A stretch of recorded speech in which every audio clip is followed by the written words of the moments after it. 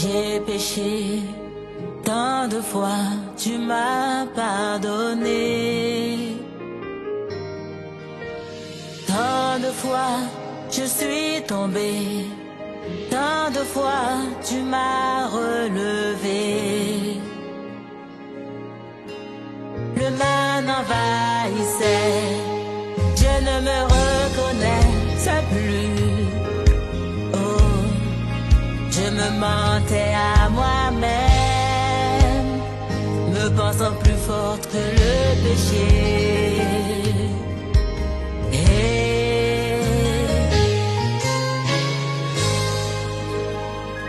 Pardon, pardon.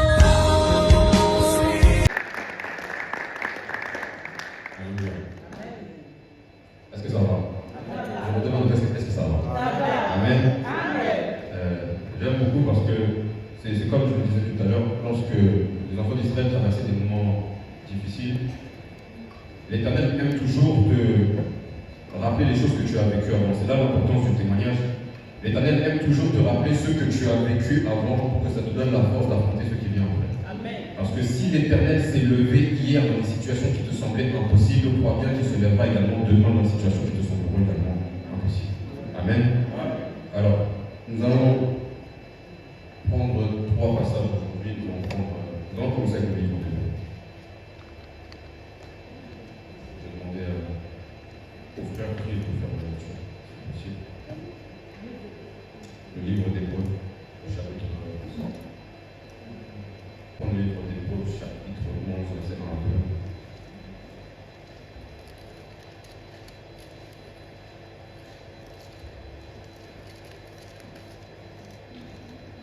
Hébreux, chapitre 11, verset 1 à 2.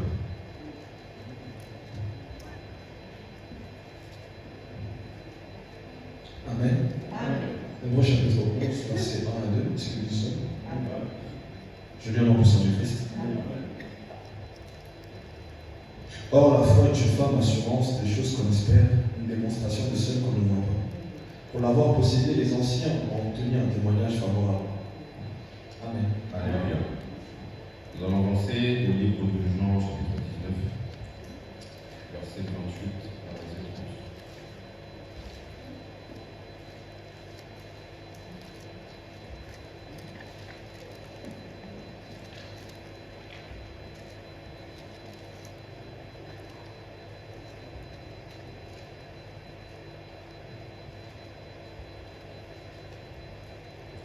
Chapitre 19, verset 28 à verset 30.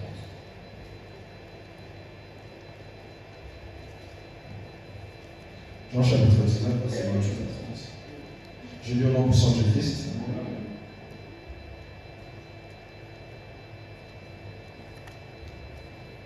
Après cela, Jésus qui savait que tout était déjà consommé, dit, afin que l'écriture fût accomplie, j'ai soif. Il y avait là un vase plein de vinaigre. Les soldats en remplirent une éponge et, l'ayant fixé à une branche d'hysope, ils l'approchèrent de sa bouche. Amen. Je continue. Attends. Quand Jésus eut pris le vinaigre, il dit, tout est accompli. Et baissant la tête, il leur rendit l'esprit. Amen. Tout est accompli. Amen. Tout est accompli. Et ça rassure quelqu'un, tout est accompli. Le livre d'Éphésiens, au chapitre 2, versets 8 à 9.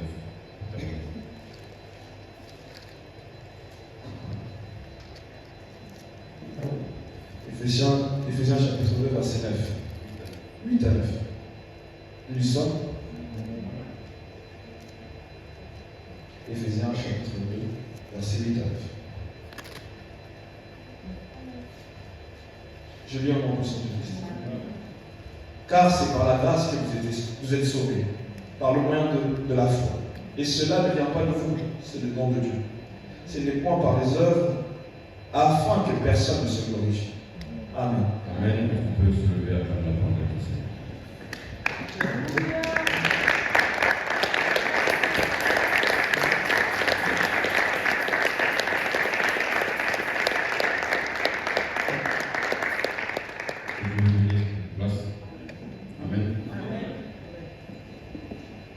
Amen, amen. Est-ce que ça va toujours? Amen.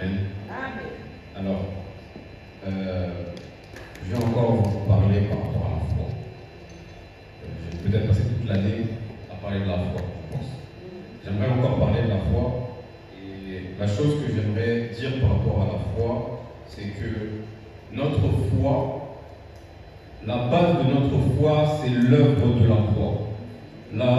La foi chrétienne ne prendra tout son sens et tout son potentiel que lorsque nous aurons compris réellement l'œuvre de la foi. Je disais ça dernièrement, que la foi chrétienne, sa force se trouve dans la mort et dans la résurrection du Seigneur. Si demain on vient nous dire que le Seigneur n'est pas mort, ça ne sert à rien d'être chrétien. Si demain on vient nous voir pour nous dire que le Seigneur n'est pas ressuscité, ça ne nous sert plus à rien d'être chrétien. Dans le livre de Romains, au chapitre 10, verset 9, on nous dit: si tu confesses de ta bouche que Jésus-Christ est Seigneur, si tu crois dans ton cœur que Dieu l'a ressuscité des morts, alors tu seras sauvé. Amen. Donc le salut vient de la confession de ta bouche et vient de la foi qui est à l'intérieur de ton cœur. Amen. Le salut, la vie éternelle, tu ne l'obtiens pas par un grand nombre de prières. La vie éternelle, tu ne l'obtiens pas par les offrandes. La vie de prière, tu ne l'obtiens pas par les œuvres que tu peux faire, mais tu l'obtiens par ce que Dieu a fait pour toi. Amen. Notre foi ne prend son réel sens lorsque nous comprenons qu'en vérité, l'important, ce n'est pas ce que nous pouvons faire pour Dieu. L'important, c'est ce que Dieu a déjà fait pour nous. Amen. Alors, mes frères et sœurs, il y a une chose que j'aimerais dire. Dans tout ce que nous avons, dans tout ce que nous possédons, dans tout ce que nous avons dans notre vie de tous les jours, il faut comprendre que l'homme de lui-même devant Dieu, il ne mérite absolument rien. Et que tout ce que tu as, c'est par grâce. La beauté que tu as, c'est pas un effort que tu as fait, c'est la grâce de Dieu. Les vêtements même que tu portes, c'est pas un effort que tu as fait, c'est la grâce de Dieu. Même le fait, mes frères et sœurs, en vérité, même le fait d'être enfant de Dieu, de nous tenir en ce lieu, c'est la grâce de Dieu.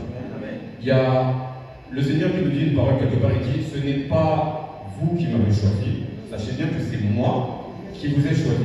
Donc ça veut dire que même pour arriver en Christ, arriver dans le Seigneur, c'est même pas un effort que tu as fait, c'est le Seigneur qui a dû te chercher. Amen. Il y a une histoire que j'aime beaucoup raconter par rapport à ça. Moi je suis arrivé à la famille éternelle en 2017, en juin à peu près comme ça. Et dès que je suis arrivé, moi j'ai fait l'enseignement de baptême. Au mois d'août, on est parti pour faire le baptême. La chose qui s'est passée le jour où on a pris la route pour aller faire le baptême, on a trouvé sur le bas-côté un accident mortel. Il y a quelqu'un qui venait de perdre. Mon frère, ma soeur, pendant que toi, tu t'en vas pour donner ta vie à Christ, il y a quelqu'un d'autre qui est en train de perdre ça. Amen. Quand on parle de grâce, on parle d'un cadeau, d'un don, d'un privilège qu'on accorde à quelqu'un mais qu'on n'accorde pas à quelqu'un d'autre. La grâce de Dieu signifie que tu as reçu quelque chose que quelqu'un d'autre n'a pas reçu. La vie que nous sommes allés donner à Christ, quelqu'un d'autre est parti la perdre. Il y a certaines fois, nous rentrons, je me rends compte même parfois que le soir, nous rentrons parfois de veiller, nous trouvons des personnes qui rentrent peut-être de bonne veille. Il y a des gens, mes frères et sœurs, nous sommes en train de donner notre vie à Christ, il y a d'autres personnes qui sont en train de donner leur vie au diable. Frères et sœurs, tout ce que nous avons aujourd'hui, ce n'est pas par nos efforts, c'est uniquement par la grâce de Dieu. Amen. C'est pourquoi la Bible, vous allez vous savez que la Bible oppose deux choses. On oppose la loi avec la grâce. Amen. Il y avait deux époques principales dans la Bible. Il y avait la loi et il y avait la grâce. La loi, c'était les commandements que Dieu avait donnés, c'était une liste de choses à faire. Alors, la Bible oppose la loi et la grâce. Pourquoi? Parce que comme je l'ai dit, la grâce va te pousser à te concentrer sur ce que Dieu a fait pour toi, tandis que la loi va te pousser à te concentrer sur ce que toi tu peux faire pour Dieu. Amen. Est-ce qu'on suit? La grâce te demande de te concentrer sur la grandeur, la bonté de Dieu à ton égard, tandis que la loi te pousse à te concentrer sur ce que toi, tu peux faire pour ce Dieu-là. C'est pourquoi vous allez observer, la loi est venue par Moïse. La loi est venue par Moïse. La Bible dit que Moïse est parti à la montagne, il avait laissé le peuple d'Israël dans le désert en bas de la montagne. Il était parti pendant 40 jours, et puis 40 nuits dans la prière, dans le jeûne, etc. Et le moment est revenu où lorsqu'il est redescendu, il est redescendu avec les 10 commandements, les tablettes de pierre, la loi pour donner au peuple d'Israël. Lorsqu'il est redescendu, il a vu que le peuple d'Israël s'était détourné de la volonté de Dieu, qu'ils avaient commencé l'idolâtrie avec le veau d'or, etc. Il s'est mis en colère, il a fait tomber les tablettes de pierre et se sont cassées. Il a dû refaire 40 jours et 40 nuits à la montagne, récupérer encore les tablettes et redescendre. En tout, il a fait combien? 80 jours et 80 nuits. Mais dites-vous que même quelqu'un comme Moïse, qui fait 2 fois 40 jours et 40 nuits dans le jeûne et dans la prière, même quelqu'un comme Moïse qui peut séparer la mer en deux, même quelqu'un comme Moïse qui est capable de faire des miracles et de parler à Dieu comme un homme parle à son ami, même Moïse a été incapable d'accomplir la loi que Dieu lui avait donnée. Amen. ça nous signifie quoi pour nous, enfants de Dieu? Ça signifie que devant Dieu, et en vérité même dans la vie de tous les jours, tu es capable, tu as la possibilité de multiplier les efforts et les efforts, tu peux quand même échouer dans la vie. Tu peux multiplier les efforts dans les choses que tu veux entreprendre et tu peux quand même échouer dans ta vie. Moi, j'aimerais partager aussi un témoignage par rapport à ça. J'aimerais témoigner par rapport à l'alternance. J'étais en recherche d'alternance il y a 2 ans, en 2023. Et j'avais déposé plusieurs CV. Et le moment est venu où j'ai reçu un coup de fil d'une entreprise qui est venue me dire: oui, bonjour monsieur, on a vu votre CV sur un site de recrutement. On voulait savoir si c'était toujours d'actualité. Et moi, je leur ai dit, à cette époque-là, moi j'avais plusieurs écoles, j'étais en train d'hésiter entre plusieurs parcours. Je leur ai dit, moi j'ai plusieurs parcours, ça dépend, il y a plusieurs CV. De quel CV est-ce que vous parlez? Ils m'ont dit, on s'en fiche, nous on veut juste votre profil. Dites-nous ce que vous faites, et nous on va vous proposer ce qu'on a. J'ai dit, ah d'accord. Je leur ai dit les choses que j'aurais fait, ils m'ont dit, bon, ça on n'a pas ça à vous proposer, on a plutôt telle chose. On a gardé contact. J'ai continué mes recherches, je suis tombé sur une autre entreprise.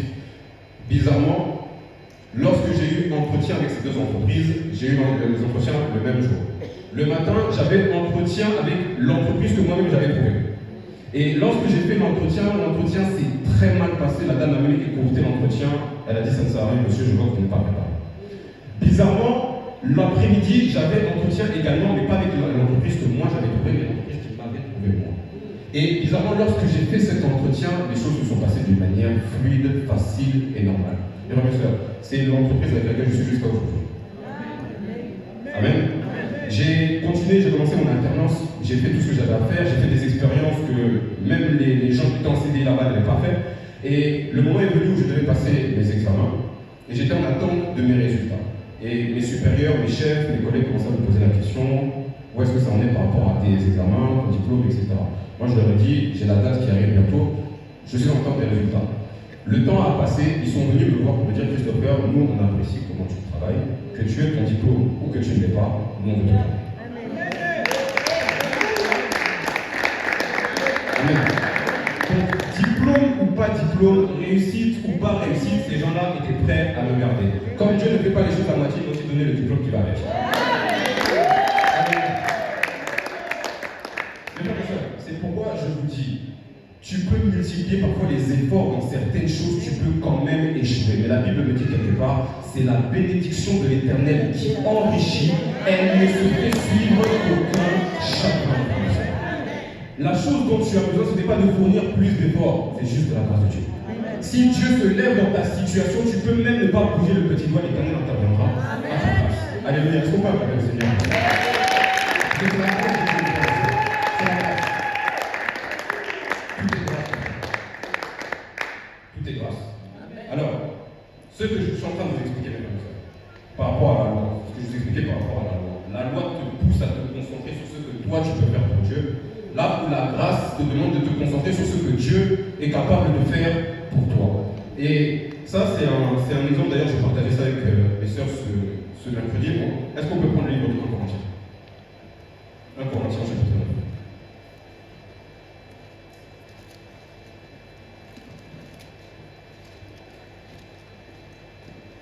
1 Corinthiens chapitre 9, du verset 24 au verset 27.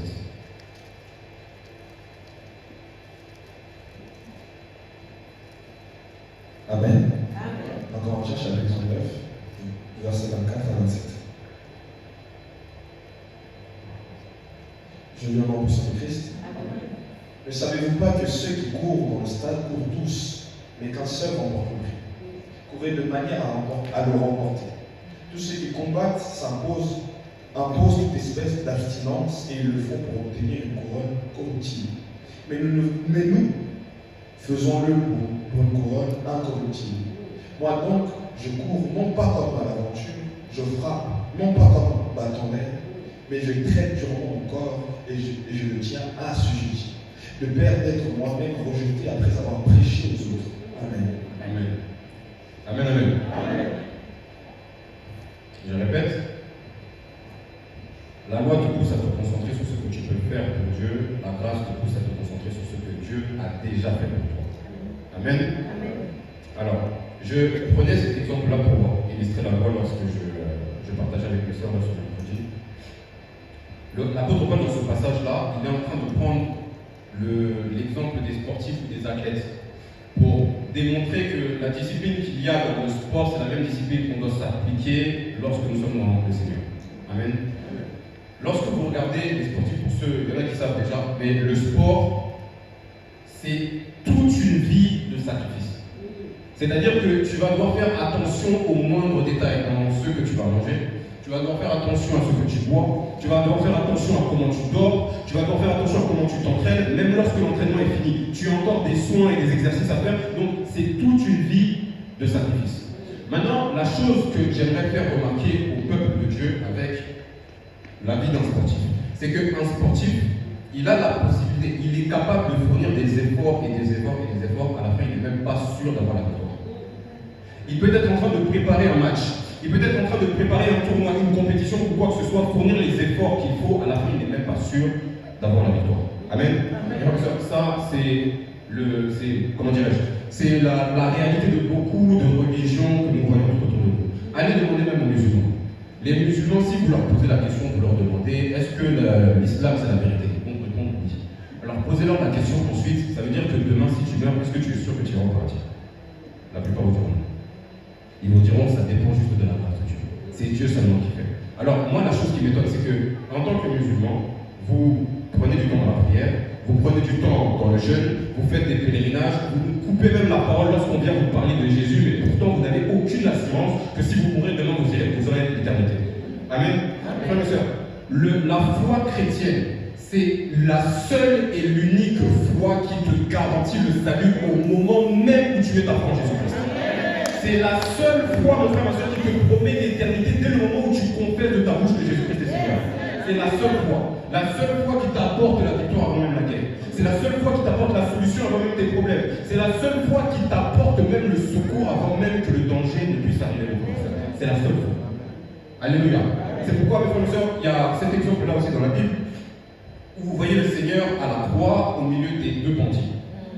La Bible dit que le bandit qui était à côté de lui a dit « Seigneur, souviens-toi de moi lorsque tu viendras dans ton règne. » Le Seigneur ne lui a pas répondu « Si tu pries, tu seras sauvé. » Le Seigneur ne lui a pas répondu « Si tu jeûnes, tu seras sauvé. » Le Seigneur ne lui a pas dit « Si tu fais tel pèlerinage, tu seras sauvé. » Le Seigneur ne lui a même pas dit « Si tu vas faire ton baptême, tu seras sauvé. » Il lui a dit « Aujourd'hui même, parce que tu as cru en moi, tu seras avec moi dans le paradis. » Parce que mon frère, ma soeur, la vie d'un homme ne dépend pas de ce que tu peux faire pour Dieu. Ça dépend de ce que tu as déjà accompli, mes frères et sœurs. Nous sommes une foi des choses qui sont déjà accomplies. C'est pourquoi le Seigneur, à la croix, il a crié, tout est accompli.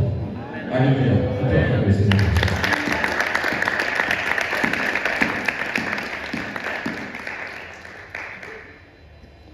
Livre d'Habakkuk. Aide ton frère à te prier. Le livre d'Habakkuk.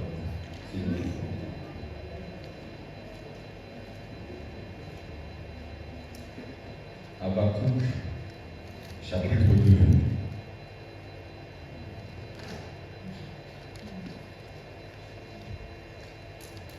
Aidez-vous. Habakkuk, chapitre 2.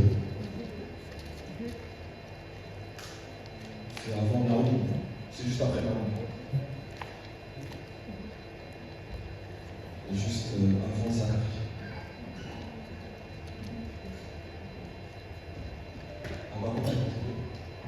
Habakkuk, est-ce qu'on y est? Amen. Quelqu'un n'a pas trouvé la question, je crois. Voilà. Habakkuk chapitre 2, verset 1 à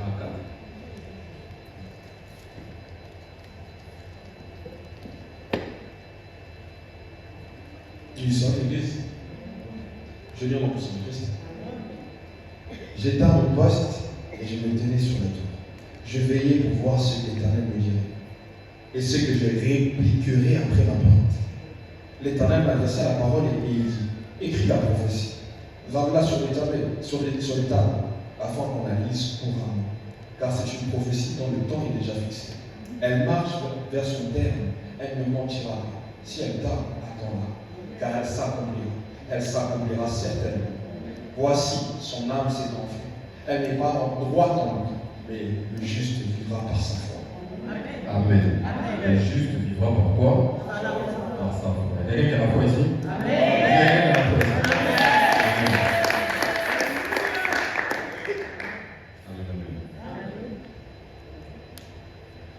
Comme je l'ai dit juste avant, en concluant, la vie d'un être humain, ça ne dépend pas de ce que lui il peut faire. La vie d'un être humain, ça dépend juste de ce que Dieu a fait pour lui. Ta foi, c'est ta manière d'accepter ce que Dieu a déjà fait. Ta foi, c'est ta manière d'accepter ce que Dieu t'a déjà donné. Amen. Alors, avant d'entrer dans le livre d'Abacuc, j'aimerais déjà poser une question. Ariel, je vais te demander. Quel est le premier péché de l'histoire? Et qui l'a commis et comment?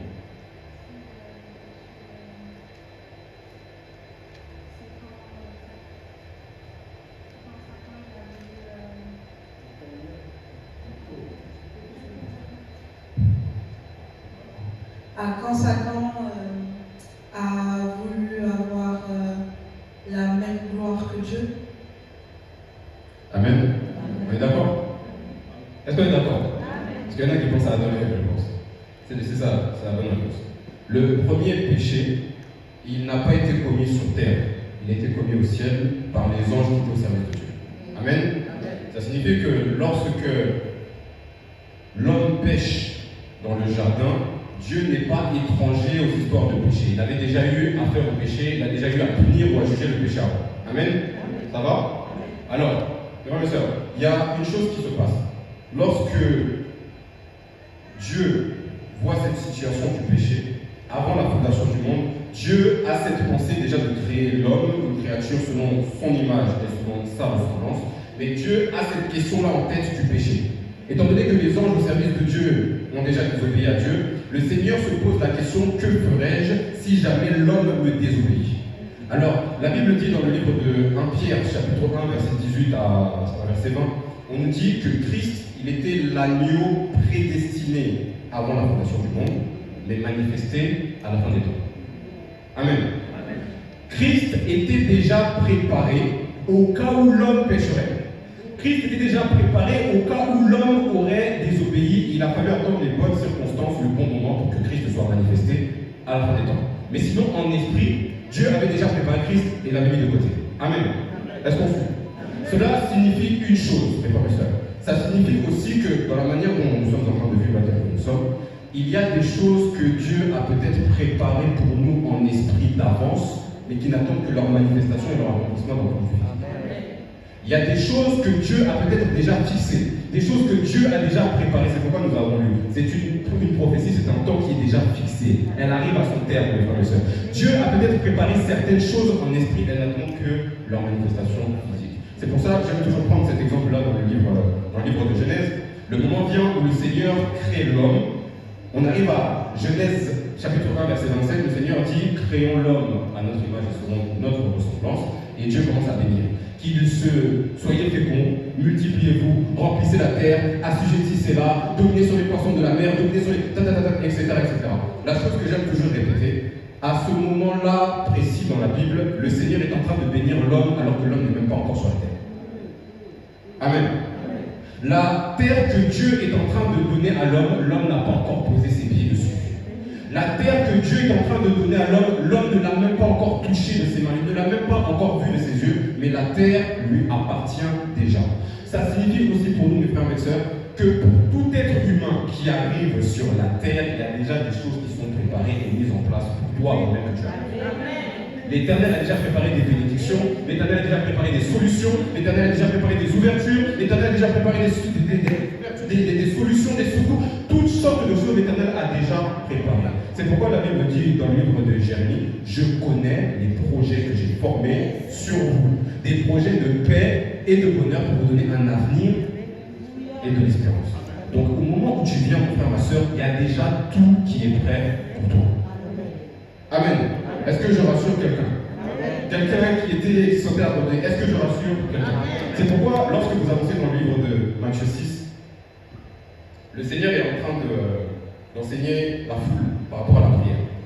Il est en train de leur parler par rapport à la prière. Il arrive à un certain moment où il est en train de leur dire, il leur dit: ne vous inquiétez pas. Ne vous inquiétez pas de ce que vous allez manger. Ne vous inquiétez pas de ce que vous allez boire. Ne vous inquiétez pas de ce que vous allez porter. Ne vous inquiétez même pas du lendemain parce que le lendemain se suffit à lui-même. Toutes ces choses, votre Père qui est dans les cieux sait déjà que vous en avez besoin. Mes frères et sœurs, nous sommes enfants de Dieu. Amen. Il y a des enfants de Dieu ici? Est-ce qu'il y a des enfants de Dieu ici? Amen. Nous sommes enfants de Dieu. Le Seigneur a dit, voici la nouvelle alliance que je vais former avec vous. Je serai pour vous un père, vous serez pour moi des fils et des filles. Un bon père, mes frères et mes sœurs, c'est pas juste quelqu'un qu'on appelle papa. Un bon père, c'est pas juste quelqu'un à qui on va demander des choses dont on a besoin. Un bon père, c'est quelqu'un qui est capable même d'anticiper les besoins de son enfant avant qu'il arrive. Amen. C'est pas au moment où un couple attend un enfant. Lorsqu'un couple apprend qu'il attend un enfant, c'est pas au moment où l'enfant naît qu'ils vont acheter des affaires pour l'enfant. Non. Ils apprennent qu'ils attendent un enfant, que l'enfant va arriver, ils cherchent à se renseigner sur le sexe de l'enfant, la taille, le poids de l'enfant, etc., pour qu'ils puissent acheter des affaires, pour que lorsque l'enfant va venir au monde, l'enfant n'ait rien à demander, il soit déjà dans son confort. Amen. Mes frères et sœurs, il y a un moment où nos prières doivent changer. Un moment, nos prières, c'est plus des lamentations. Un moment, nos prières, c'est plus des pleurs. Un moment, nos prières, c'est plus des demandes, c'est plus des requêtes. Il y a un moment, ta prière, ça doit être proclamer la parole de Dieu pour réclamer ce que Dieu t'avait déjà promis dans ta parole. Ce que Dieu avait promis dans ta parole, tu dois proclamer pour dire, Seigneur, ce que tu as dit là dans ta parole, c'est à moi. Amen.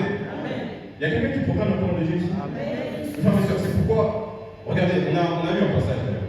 Verset 2, si on peut reprendre le verset 2. Verset 2. L'Éternel m'adressa la parole et il dit, écris la prophétie.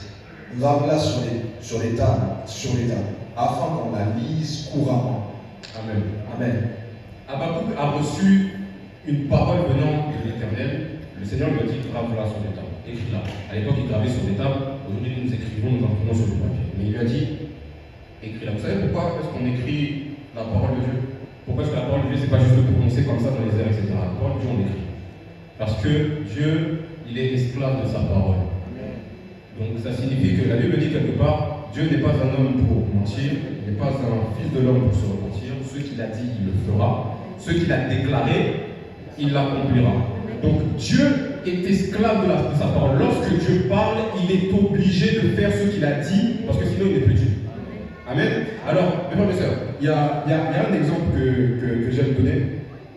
Il y a une de mes sœurs qui m'embêtait dernièrement, parce que apparemment je lui avais promis quelque chose, et la chose après je ne l'avais pas fait. Amen. Et elle est venue me voir pour me dire, ouais mais Christ, souviens-toi que tu m'avais dit que, tu m'avais promis que, tu m'avais assuré que. Elle est venue me rappeler les paroles que moi-même j'avais prononcées. Mes frères et sœurs, ta foi, ta prière au bout d'un moment, c'est rappeler à Dieu ce que lui-même avait déclaré. C'est rappeler à Dieu juste qu'il avait promis dans sa parole.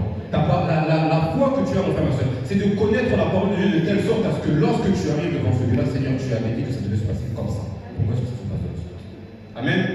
Alors, si on regarde, il y a un exemple, il y a un homme dans la Bible qui avait compris la prière qui s'appelle Daniel. Lorsqu'on regarde l'exemple de Daniel, il y a un moment où l'histoire de Daniel, c'est un moment où le peuple d'Israël est parti en déportation à cause de leur grand nombre de péchés. L'Éternel était fâché et les a envoyés en exil sous l'esclavage de Babylone. Et il avait donné sa parole au prophète Jérémie. Il a dit, le peuple d'Israël ira en déportation pendant 70 ans. Amen. Donc lorsqu'on arrive dans l'histoire de Daniel, c'est le moment où l'exil est déjà en place. La prophétie de l'Éternel s'est déjà accomplie, etc., etc. Alors il y a un moment où Daniel va lire la parole de l'Éternel. Et en lisant la parole de l'Éternel, il va trouver le livre ou les écrits du prophète Jérémie qui parle justement de la situation qui est en train de vivre actuellement. Donc l'esclavage. Et il est en train de lire, il se rend compte dans la parole de Dieu que les 70 ans sont déjà écoulés. Amen. Donc lorsque Daniel se met à prier, il ne prie pas selon ses lamentations, il ne prie pas en disant Seigneur il y en a marre, Seigneur je suis fatigué, Seigneur je suis bon. Non, il prie selon ce que l'Éternel avait déclaré, que les 70 ans doivent être écoulés. Amen. Vous voyez la base que Daniel avait comme prière. Alors lorsqu'il commence à prier, la Bible dit que dès le moment où il a commencé à prier, l'ange Gabriel lui a parlé. L'ange Gabriel est venu le voir pour lui dire Daniel, à partir du moment où tu as commencé à prier, il y a une parole qui a été sortie. Moi, je suis juste venu te l'annoncer. Amen. Frères et sœurs, nous ne prions pas selon nos sentiments, nous ne prions pas selon nos pensées, nous ne prions pas selon notre intelligence, nous prions avec comme base la parole de notre Seigneur. C'est pourquoi la Bible dit quelque part, la foi vient de ce que l'on entend, ce que l'on entend vient de la parole de Dieu. Ta foi sera efficace réellement si tu t'appuies sur la parole de Dieu. Amen. Ce vendredi, on était ici avec les jeunes pour le partage public. Et on était en train de partager sur le livre de Psaume. Dans le livre de Psaume 1, la Bible dit l'homme qui ne suit pas le conseil des méchants, qui ne s'assied pas en compagnie des moqueurs, mais qui trouve son plaisir dans la loi de l'Éternel et qui la médite jour et nuit. Amen. Alors, le frère Christ nous a conduit par rapport à ça, il nous a amené même dans Josué. Le Seigneur parlait à Josué pour lui dire que ce livre de la loi ne s'éloigne pas de tes lèvres, mais médite-le jour et nuit, agis fidèlement à ce qui est écrit, et c'est ainsi que tu auras du succès dans tes entreprises. Le frère Christ nous a pris le mot méditer. Il a pris le mot méditer, moi je suis allé faire des recherches, il a pris le mot méditer. En vérité, le mot méditer, c'est pas vraiment méditer, mais méditer, c'est juste proclamer la parole de Dieu. C'est juste se parler à soi-même et répéter la parole de Dieu en continu. Le Seigneur demande à Josué, répète la parole de Dieu jour et nuit, médite-la, c'est ainsi que tu auras du succès dans tes entreprises. Amen. La parole de Dieu, mes frères et sœurs, c'est pas juste fait pour lire, c'est pour être proclamé, pour être déclaré face aux situations. Amen. Alors, là, il y a un moment où moi je suis intervenu et j'ai fait cette remarque-là. Lorsque vous voyez l'église le mardi, vous voyez l'église le vendredi, on dirait deux églises différentes. Amen. L'église le mardi, l'église le vendredi, on dirait deux églises différentes, deux visages différents. Il y avait les moments, ce mardi-là, le mardi de cette semaine, lorsque j'ai quitté l'église, j'ai dit, bon, à dimanche, parce que je savais déjà. J'ai dit à dimanche, et elle m'a appelé, elle me dit, oh, vendredi, tu ne seras pas là. J'ai dit, moi, je serai là. J'ai dit, moi, je serai là. J'ai dit, moi, je serai là. Je suis parti, j'ai fait ma vie. Vendredi, je suis venu. Je n'ai pas trouvé les mamans. Les seules mamans que j'ai trouvées, c'était la maman Chouba. C'est la maman Ariane, la maman Ruth, et puis la maman Simone. Donc, les mamans de demain. Mais les mamans d'aujourd'hui, je ne les ai pas trouvées. Amen. Alors, mes frères et sœurs, il y a une chose que l'Éternel, moi, a mis dans mon cœur. Et c'était une fois alors que j'étais en train de prêcher. Nous nous lamentons lorsque Dieu n'écoute pas nos prières, mais est-ce que Dieu n'est pas en train de se lamenter lorsque nous n'écoutons pas sa parole? Amen. Entre toi qui dois écouter la parole de Dieu et Dieu qui doit écouter ta prière, qui doit écouter notre en premier? La Bible dit au commencement, ce n'était pas la prière. La Bible dit au commencement, ce n'était pas le jeûne. La Bible dit au commencement, ce n'était pas tous les efforts que tu peux faire. On dit au commencement de toute chose était la parole de Dieu. La base de toute chose, si tu veux prier efficacement, la base de toute chose, si tu veux servir Dieu efficacement, la base de toute chose, si tu veux mener ta vie correctement, c'est la parole de Dieu, mon frère et sœur. On peut appeler le frère.